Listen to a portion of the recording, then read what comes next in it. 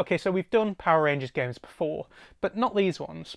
You see, things changed quite a lot as the first few seasons went on, and we need to get up to speed before we can tackle the next generation of games. So sit down and strap in. Power Rangers history lesson. Roll VT. We'd got used to the simple formula of Power Rangers from Season 1, but there was only so much stock footage of Super Sentai that they could utilise. Fortunately, Power Rangers was a massive hit, so they could afford to spend a penny or two on creating a more bespoke American show. Unfortunately, however, the actors who played Jason, Zack and Trini refused to bow to pressure from the producers of the show in regards to salary and being allowed to form or even be part of a union, so they were soon axed from the show midway through Season 2.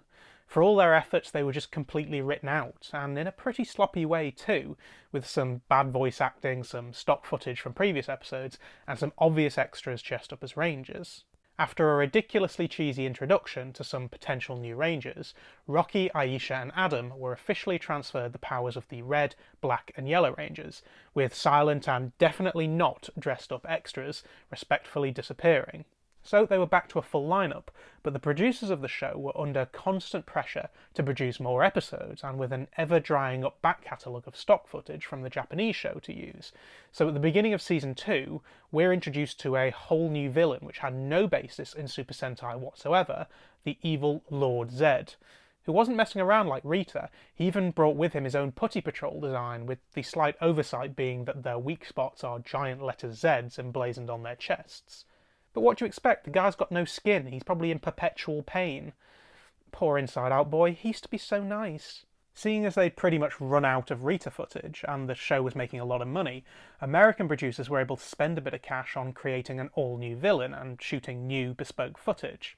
Also, as the Japanese show had already moved on to the next instalment with new Rangers and, probably more importantly, new Zords, Tommy's Green Ranger had to be killed off, so to speak, to make way for the White Ranger that was in fact from a whole different series of Super Sentai altogether. On top of that, it was written into the show that all previous Zords are no longer up to the job and Lord Zed is so powerful he's able to destroy them, conveniently setting up the introduction of the so-called Thunder Zords, opening up a new generation of Japanese stock footage to use. Although they never went the whole hog and introduced the Die Ranger suits, just Tommy's suits and the Zords. As a little side note, can you imagine all the Pray for Angel Grove tweets there would have been if this was in modern times? The city gets destroyed on a near weekly basis. Skyscrapers don't come cheap, you know. And by the way, do you mean to tell me that Rita and Lord Zed have been on the moon this whole time? I got nukes out the yin-yang. Just let me launch one, for God's sake! Are you suggesting that we blow up the moon? Would you miss it? Most of the narrative in the early parts of Season 2 is focused on Tommy and the diminishing powers of the Green Ranger, but rather than every episode being pretty much the same, like in Season 1, the introduction of Lord Zed and the transfer of powers and Zords gave the producers more room to develop both the narrative and the characters in Season 2. There was even the introduction of some potential Dark Rangers that would do Lord Zed's bidding, but that didn't exactly turn out too well. But they're definitely Dark Rangers and not underpaid actors with ladies' tights on their heads. Nope, definitely Dark Rangers. Anyway, the season goes on, more rubber suit monsters, Rita comes back, yada yada yada, and we sort of move on to the movie. Although technically there is no mention of the Thunder Zords or anything of that nature in the movie, so the canon and timeline are a little bit mixed up, but more on that later. At the start of the movie, we learn that Lord Zed has been searching for a villain to join him and Rita in destroying the Power Rangers. A certain Ivan Ooze has been laid dormant for 6,000 years, but his elaborately designed egg prison has been unearthed at an Angel Grove construction site, presumably from all the destruction Megazord caused in his battles with giant monsters. However, rather than joining Lord Zed, Ivan has other plans, assuming control of Rita and Lord Zed's operation and setting out on a plot of his own to destroy Zordon and the Power Rangers, before then taking control of all the adults of Angel Grove and turning them into mindless worker zombies, including this woman. When she got the part of an extra in this movie, she knew how she was going to stand out from the crowd. The adults, or more specifically parents, are made to dig up Ivan's own versions of Zords called Ectomorphicons, as well as occasionally entertaining him by dancing on command. Who is this guy? Has he been in a movie since? Is this his whole show reel? Poor bastard. Once the parents are finished, Ivan then commands them to leap to their dooms. A little strange how he insisted on them wearing hard hats and vests when he intended to kill them all off anyway, but what can you say, the man works in mysterious ways. Meanwhile, after travelling to a distant planet, the Rangers are given the powers of the Ninjetti to help them on their quest to retrieve a great power and with it new Zords so that they can take on Ivan's Ectomorphicons and finally Ivan himself in a pre-2000 CGI spectacular, which, spoiler alert, ends in a classic knee to Ivan's oozicles. The new ninja-inspired Rangers and Zords start to make an appearance in Season 3 of the TV show. However, that's a completely different timeline, so the movie is technically not canon when it comes to the same universe as the show. Now, why did we go through all of that? Well, because it's important to understand the context of an intricate plot that, in some ways, spans both TV and the film, so that when you come to play the video game, you're more aware of what's happening and your enjoyment of it is increased.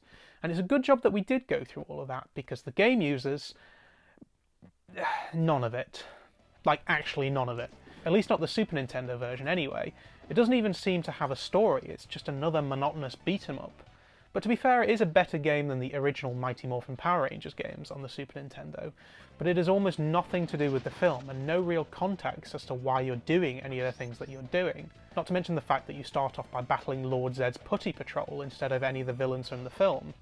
That and all the Rangers bar the White Ranger are just the same sprite that's been palette swapped, meaning that Kimberly and Aisha are, blossoming?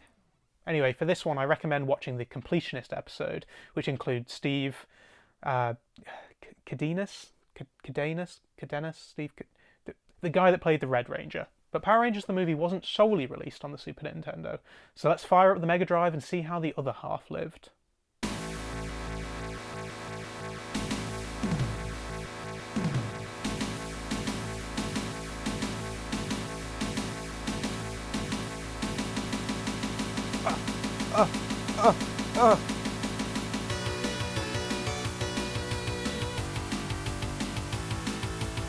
Once you get past the sound of nails on the chalkboard of your soul, you get a rundown of the basic plot of the movie, definitely more than you got on the Super Nintendo version. What follows is a fairly generic beat-em-up, although at least you're fighting off Ivan's Ooze-men rather than Lord Zedd's Putty Patrol. The only thing is that there seems to be just an endless barrage of these enemies, and they take a fair few hits before going down as well. It'd probably be easier if a second player tagged in, but it's still annoying. Having said that, you do get plenty of lives. If one ranger loses their power, you're able to choose another one straight away, and you also can collect power coins along the way to help you out. It does feel a little bit cheap that they've basically just made really long beat-em-up stages and then filled in the gaps with cutscenes that play out the plot of the movie, but at least it somewhat feels like a movie tie-in. From the destruction of Zordon and the command centre to the Ninjetti and the jungle of Phaedos, it's all there.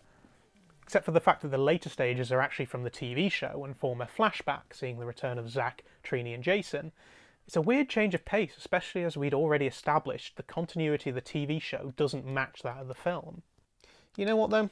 It's actually not that bad. It's not the best game in the world and it's very arcadey, but it ties into the movie enough to justify itself as a movie tie-in, even if the later stages don't really make sense in the context of the film. But either way, it gets a pass. Now, the Game Boy version. Oh god, the Game Boy version. No, you know what? Just avoid the Game Boy version. It bears no resemblance to the movie whatsoever. It's just had sprites thrown in lazily to give the veneer of a Power Rangers game. At least it does give you the Ninjetti Rangers, but that's about the only thing going for it. The controls are bad, the hit detection's bad, and without a Super Game Boy you can't really tell which Ranger is which. Never mind the fact that Aisha is white. It's far too easy to lose enemies behind pillars half the time, and then just listen to the music. Just listen to it.